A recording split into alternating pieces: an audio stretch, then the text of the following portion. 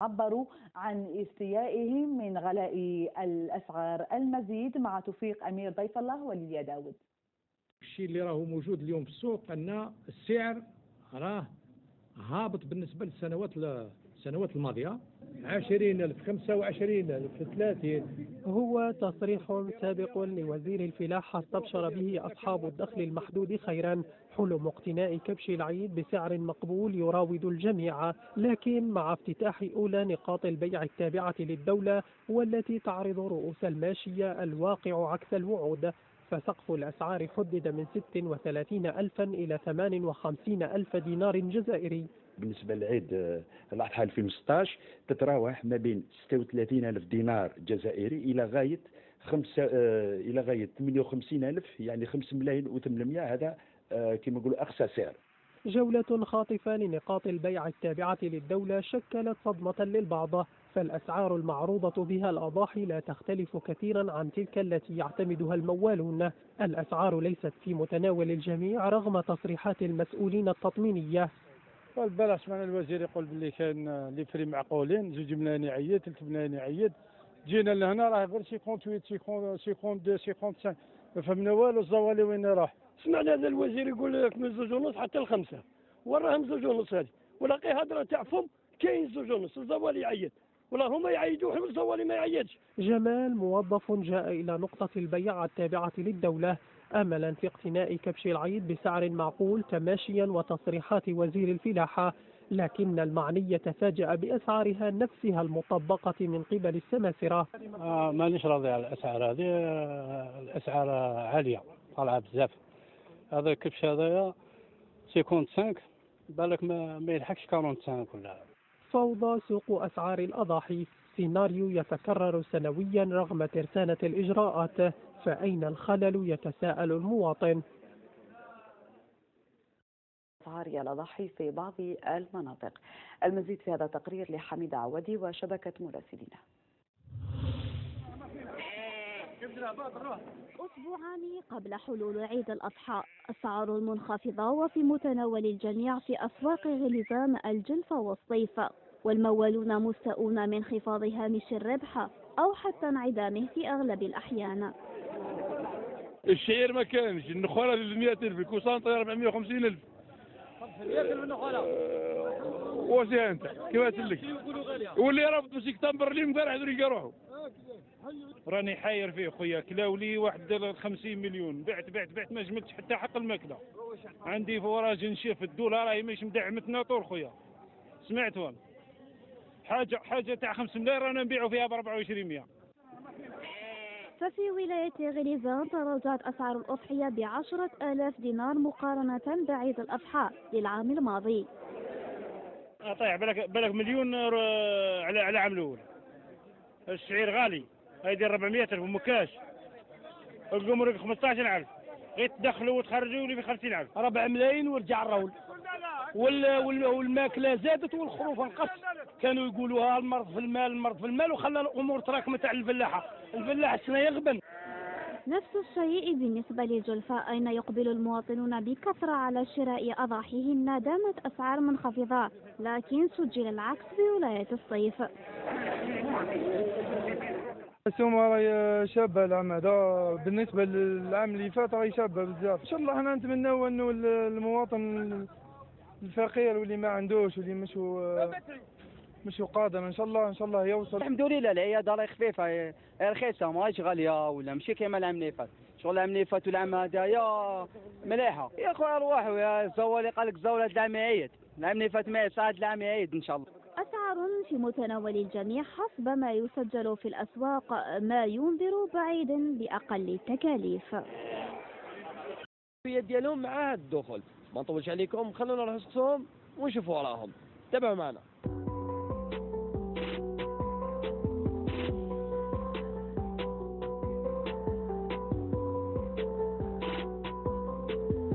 كيفاش تشوف الدخول الاجتماعي لهذا الموسم؟ كيفاش حيكون على العائله الجزائريه؟ بالنسبه للدخول العام هذا كانت متزامن مع عده مناسبات اللي هي من رمضان للصياف، الدخول الاجتماعي لعيد الاضحى ان شاء الله.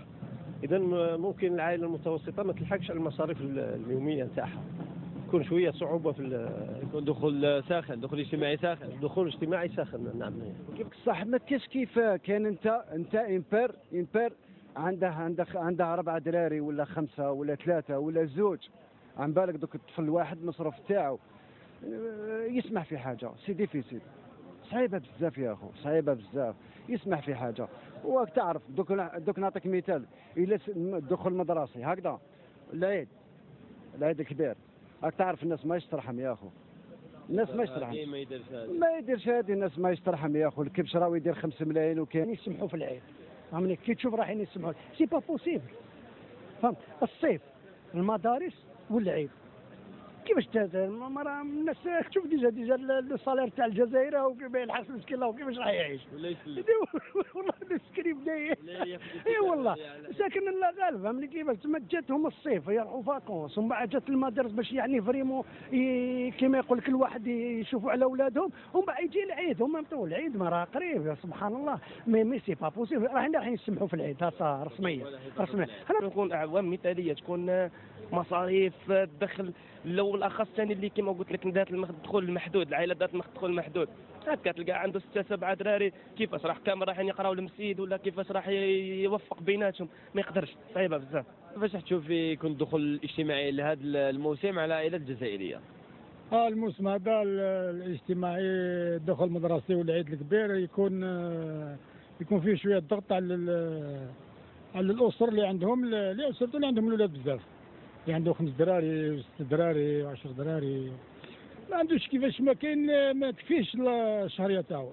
الا كان يخلص شهريه مليحه نقول له ما باليش انايا 12 مليون ولا كوميرسون واحد يخلص من 10 ملايين فوق 8 ملايين يقدر يسلك راسه. هما المصاريف اللي صرفوهم كاع في الصيف ودخلتوا تسوية العيد راهي صعيب، وزيد دخله تاع المدارس فهمني. ثم راهي ثاني الاولاد يعني محتاجين يعني المواد تاع المدارس وهذيك، فما صعيبه عليهم شويه الحاله فهمت. هي مصاريف بزاف يعني، والله ربي يكون في العون وخلاص مع العائلات.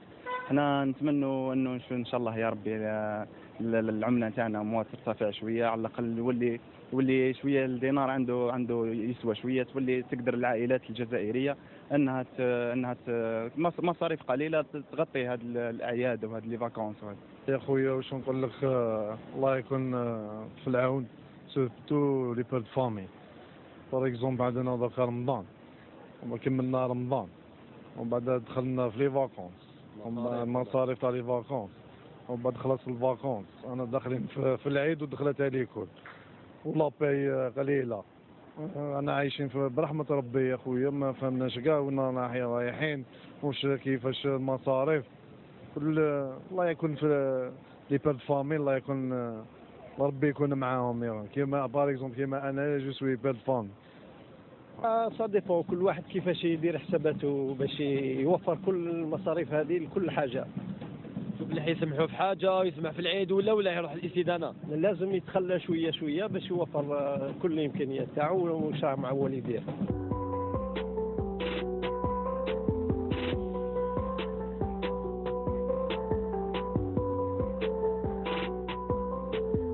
باللي يسمح في وليده يكذب عليك، كاين ما كاش اب يسمح في ولاده، هذه من المحال ما ينجمش يطلب هو على كل حال، بصح ربي يعاون فيه. كاين شي ناس صح، كاين شي ناس يسمعوا كيما انا نقول نحسب واحد جاري ما عندوش يعرفوا باللي ما يلحقش. عندي حاجه زياده، عندي كيما كاين حاجات الكتابات تاع اللي يقرا بهم وليدي، اللي يقرا بهم العام اللي فات نعطيهم الجاري. نعم بارك الله فيك، نعطيهم الجاري ان يعرفوا باللي مسكين ما يلحقش نعطي له لا قدرت نعطي له دراهم ولا قدرت نعاونوا في كتابات واش نقول لك، حاجه الاولى هو ربي هو اللي كلش، باسكو ربي داير له حساب. والحاجه الثانيه يا اخو واش نقول لك، الناس اللي عندها دراري الله يحسن عاونها، باسكو علاه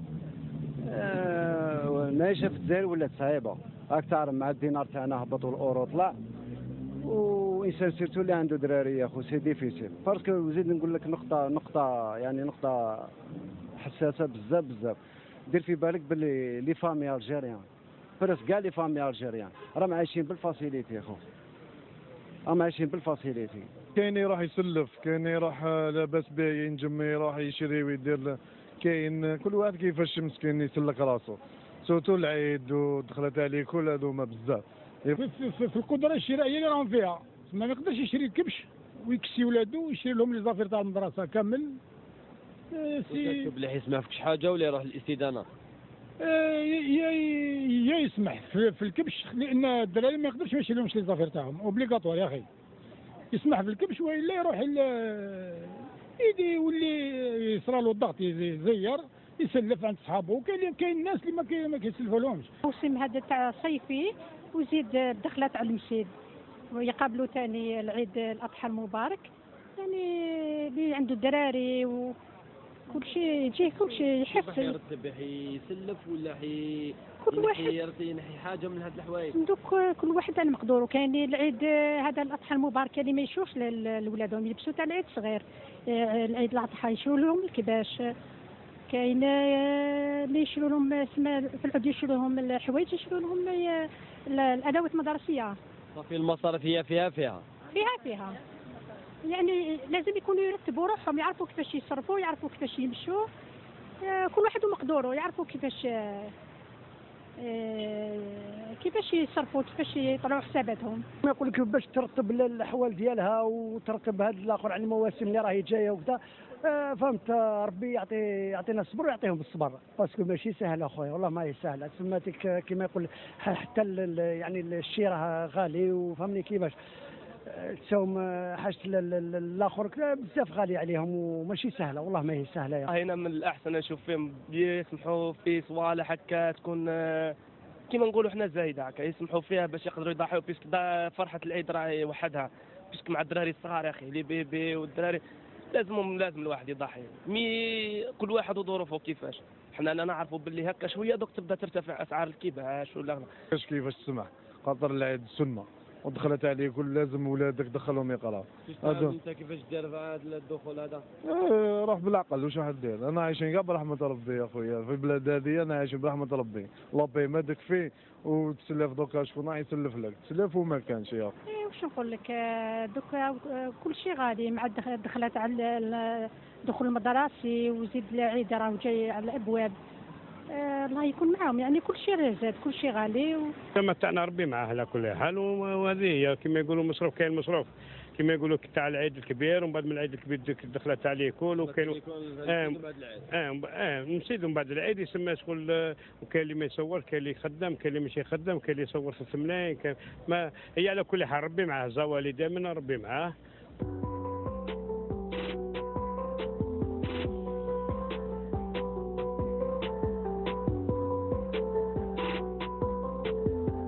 مشاهدينا الكرام، كان هذا موضوعنا لنهار اليوم. لاقتراحاتكم ما عليكم غير تراسلون على البريد الالكتروني الظاهر اسفل الشاشه.